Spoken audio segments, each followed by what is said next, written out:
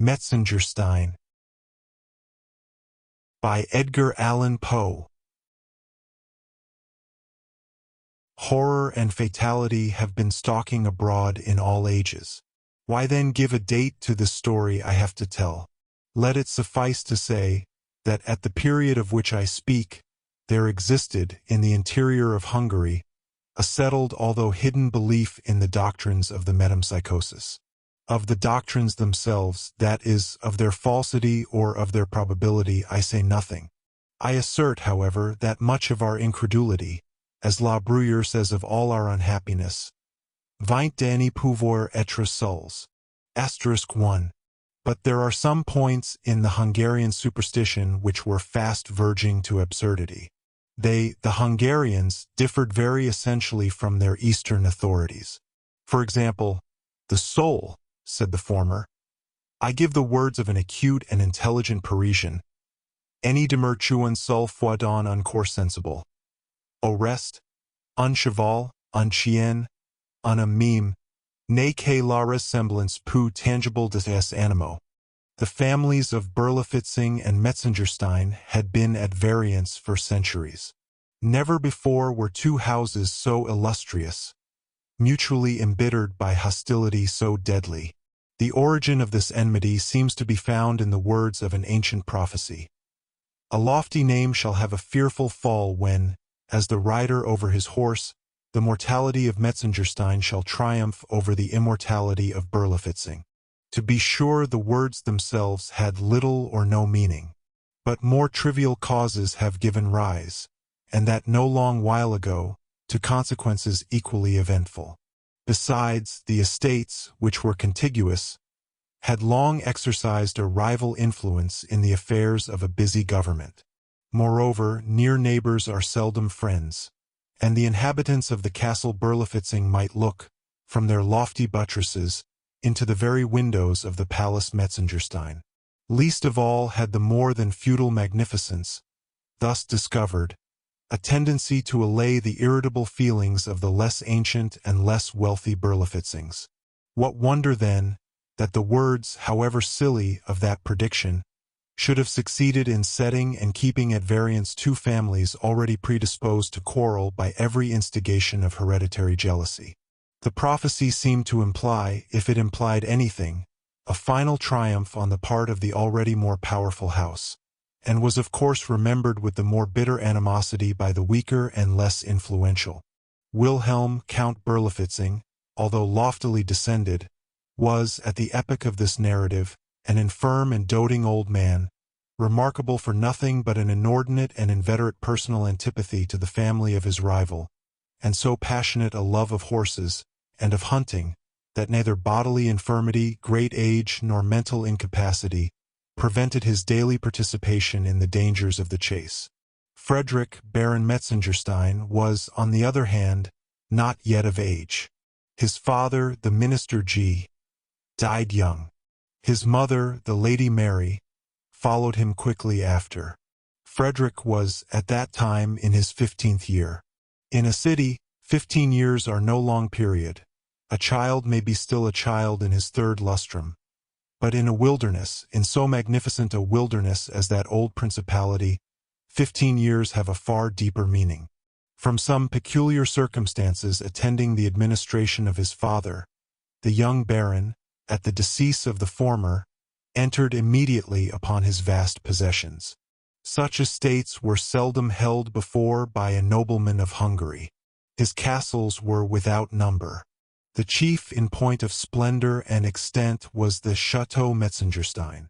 The boundary line of his dominions was never clearly defined, but his principal park embraced a circuit of 50 miles.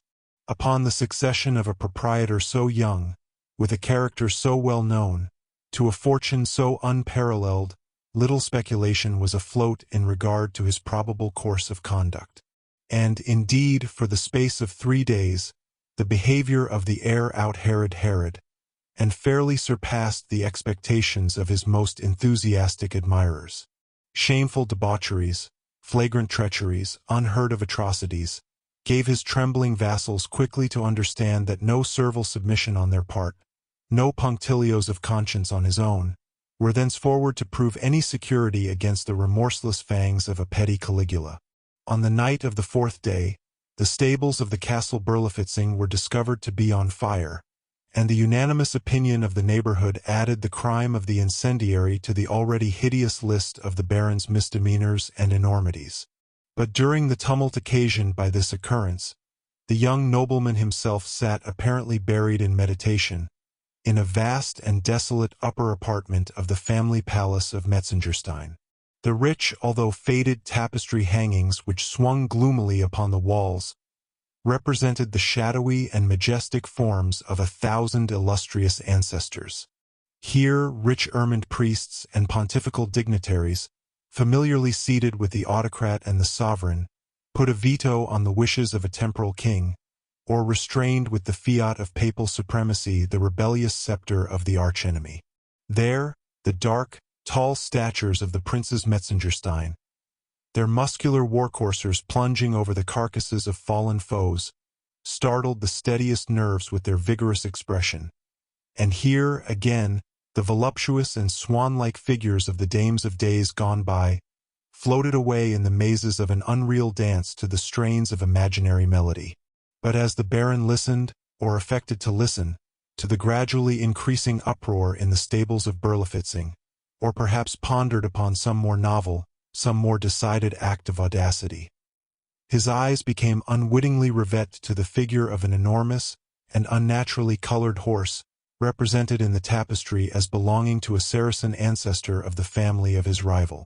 The horse itself, in the foreground of the design, stood motionless and statue-like, while farther back, its discomfited rider perished by the dagger of a Metzengerstein. On Frederick's lip arose a fiendish expression, as he became aware of the direction which his glance had, without his consciousness, assumed. Yet he did not remove it. On the contrary, he could by no means account for the overwhelming anxiety which appeared falling like a pall upon his senses. It was with difficulty that he reconciled his dreamy and incoherent feelings with the certainty of being awake. The longer he gazed, the more absorbing became the spell. The more impossible did it appear that he could ever withdraw his glance from the fascination of that tapestry. But the tumult, without becoming suddenly more violent, with a compulsory exertion, he diverted his attention to the glare of ruddy light thrown full by the flaming stables upon the windows of the apartment. The action, however, was but momentary. His gaze returned mechanically to the wall. To his extreme horror and astonishment, the head of the gigantic steed had, in the meantime, altered its position. The neck of the animal, before arched, as if in compassion, over the prostrate body of its lord, was now extended, at full length, in the direction of the baron. The eyes, before invisible, now wore an energetic and human expression, while they gleamed with a fiery and unusual red, and the distended lips of the apparently enraged horse left in full view his gigantic and disgusting teeth. Stupefied with terror, the young nobleman tottered to the door. As he threw it open, a flash of red light, streaming far into the chamber, flung his shadow with a clear outline against the quivering tapestry, and he shuddered to perceive that shadow, as he staggered a while upon the threshold, assuming the exact position and precisely filling up the contour of the relentless and triumphant murderer of the Saracen Berlifitzing. To lighten the depression of his spirits, the baron hurried into the open air. At the principal gate of the palace he encountered 3 equerries. With much difficulty, and at the imminent peril of their lives, they were restraining the convulsive plunges of a gigantic and fiery-colored horse. "Whose horse? Where did you get him?" demanded the youth in a querulous and husky tone of voice, as he became instantly aware that the mysterious steed in the tapestried chamber was the very counterpart of the furious animal before his eyes. "He is your own property, sire," replied one of the equerries. "At least he is claimed by no other owner. We caught him flying, all smoking and foaming with rage, from the burning stables of the castle Berlifitzing." Supposing him to have belonged to the old Count's stud of foreign horses, we led him back as an estray. But the grooms there disclaim any title to the creature, which is strange, since he bears evident marks of having made a narrow escape from the flames. The letters W.V.B. are also branded very distinctly on his forehead, interrupted a second equerry. I suppose them, of course, to be the initials of Wilhelm von Berlifitzing, but all at the castle are positive in denying any knowledge of the horse. Extremely singular, said the young baron, with a musing air, and apparently unconscious of the meaning of his words. He is, as you say, a remarkable horse, a prodigious horse, although, as you very justly observe, of a suspicious and untractable character. Let him be mine, however, he added after a pause. Perhaps a rider like Frederick of Metzengerstein may tame even the devil from the stables of Berlifitzing. You are mistaken, my lord. The horse, as I think we mentioned, is not from the stables of the Count. If such had been the case, we know our duty better than to bring him into the presence of a noble of your family. True, observed the baron, dryly, and at that instant a page of the bedchamber came from the palace with a heightened color and a precipitate step. He whispered into his master's ear an account of the sudden disappearance of a small portion of the tapestry in an apartment which he designated, entering at the same time into particulars of a minute and circumstantial character. But from the low tone of voice in which these latter were communicated, nothing escaped to gratify the excited curiosity of the equerries. The young Frederick, during the conference, seemed agitated by a variety of emotions. He soon, however, recovered his composure, and an expression of determined malignancy settled upon his countenance, as he gave peremptory orders that a certain chamber should be immediately locked up, and the key placed in his own possession. "Have you heard of the unhappy death of the old hunter Berlifitzing?" said one of his vassals to the baron, as, after the departure of the page, the huge steed which that nobleman had adopted as his own, plunged and curveted with redoubled fury down the long avenue which extended from the chateau to the stables of Metzengerstein. "No," said the baron, turning abruptly toward the speaker. "Dead, say you? It is indeed true, my lord, and to a noble of your name will be, I imagine, no unwelcome intelligence." A rapid smile shot over the countenance of the listener. "How died he?" "In his rash exertions to rescue a favorite portion of his hunting stud. He has himself perished miserably in the flames." "Indeed, ejaculated the baron, as if slowly and deliberately impressed with the truth of some exciting idea. "Indeed," repeated the vassal. "Shocking," said the youth calmly, and turned quietly into the chateau. From this date, a marked alteration took place in the outward demeanor of the dissolute young Baron Frederick von Metzengerstein. Indeed, his behavior disappointed every expectation, and proved little in accordance with the views of many a maneuvering mamma, while his habits and manner, still less than formerly, offered anything congenial with those of the neighboring aristocracy. He was never to be seen beyond the limits of his own domain, and, in this wide and social world, was utterly companionless, unless, indeed, that unnatural, impetuous, and fiery-colored horse, which he henceforward continually bestrode, had any mysterious right to the title of his friend. Numerous invitations on the part of the neighborhood for a long time, however, periodically came in. "Will the Baron honor our festivals with his presence? Will the Baron join us in a hunting of the boar? Metzengerstein does not hunt. Metzengerstein will not attend," were the haughty and laconic answers. These repeated insults were not to be endured by an imperious nobility. Such invitations became less cordial, less frequent. In time they ceased altogether. The widow of the unfortunate Count Berlifitzing was even heard to express a hope that the Baron might be at home when he did not wish to be at home, since he disdained the company of his equals, and ride when he did not wish to ride, since he preferred the society of a horse. This, to be sure, was a very silly explosion of hereditary pique, and merely proved how singularly unmeaning our sayings are apt to become when we desire to be unusually energetic.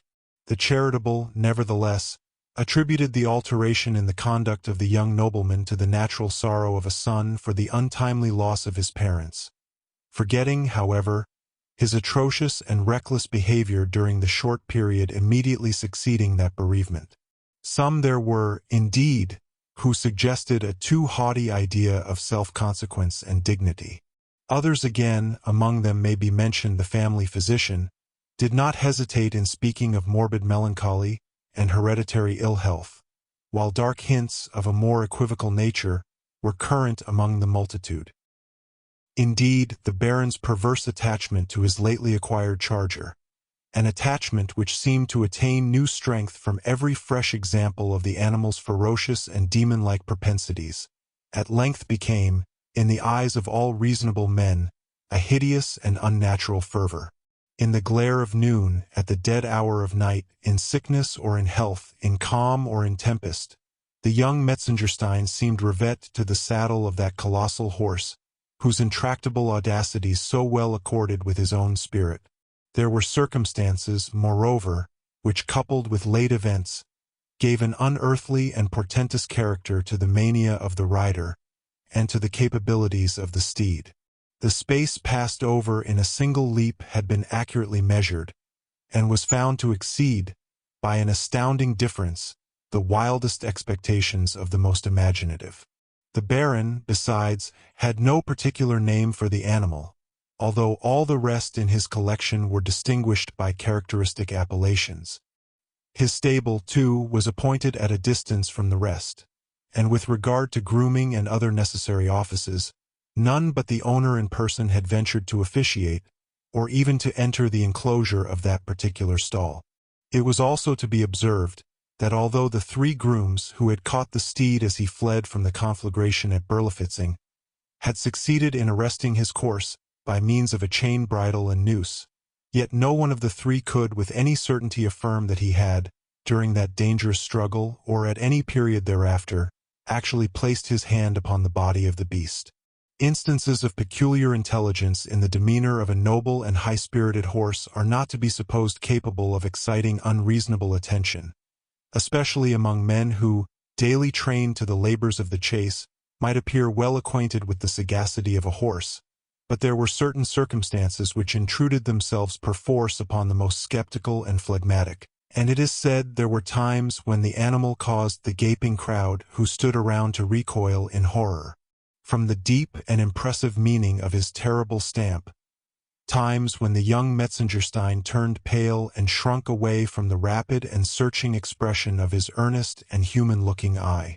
Among all the retinue of the Baron, however, none were found to doubt the ardor of that extraordinary affection which existed on the part of the young nobleman for the fiery qualities of his horse. At least, none but an insignificant and misshapen little page, whose deformities were in everybody's way, and whose opinions were of the least possible importance. He, if his ideas are worth mentioning at all, had the effrontery to assert that his master never vaulted into the saddle without an unaccountable and almost imperceptible shudder, and that, upon his return from every long-continued and habitual ride, an expression of triumphant malignity distorted every muscle in his countenance. One tempestuous night, Metzengerstein, awaking from a heavy slumber, descended like a maniac from his chamber, and, mounting in hot haste, bounded away into the mazes of the forest. An occurrence so common attracted no particular attention, but his return was looked for with intense anxiety on the part of his domestics, when, after some hours' absence, the stupendous and magnificent battlements of the Chateau Metzengerstein were discovered crackling and rocking to their very foundation, under the influence of a dense and livid mass of ungovernable fire. As the flames, when first seen, had already made so terrible a progress that all efforts to save any portion of the building were evidently futile, the astonished neighborhood stood idly around in silent and pathetic wonder. But a new and fearful object soon riveted the attention of the multitude, and proved how much more intense is the excitement wrought in the feelings of a crowd by the contemplation of human agony. than that brought about by the most appalling spectacles of inanimate matter. Up the long avenue of aged oaks which led from the forest to the main entrance of the Chateau Metzengerstein, a steed, bearing an unbonneted and disordered rider, was seen leaping with an impetuosity which outstripped the very demon of the tempest. The career of the horseman was indisputably, on his own part, uncontrollable. The agony of his countenance, the convulsive struggle of his frame, gave evidence of superhuman exertion. But no sound, save a solitary shriek, escaped from his lacerated lips, which were bitten through and through in the intensity of terror. One instant, and the clattering of hoofs resounded sharply and shrilly above the roaring of the flames and the shrieking of the winds. Another, and, clearing at a single plunge the gateway and the moat, the steed bounded far up the tottering staircases of the palace, and, with its rider, disappeared amid the whirlwind of chaotic fire. The fury of the tempest immediately died away, and a dead calm sullenly succeeded. A white flame still enveloped the building like a shroud, and streaming far away into the quiet atmosphere, shot forth a glare of preternatural light, while a cloud of smoke settled heavily over the battlements in the distinct colossal figure of a horse. Here ends the story, Metzengerstein, by Edgar Allan Poe. Dear listener, we close the pages on another tale, a journey through words, imagination, and emotion.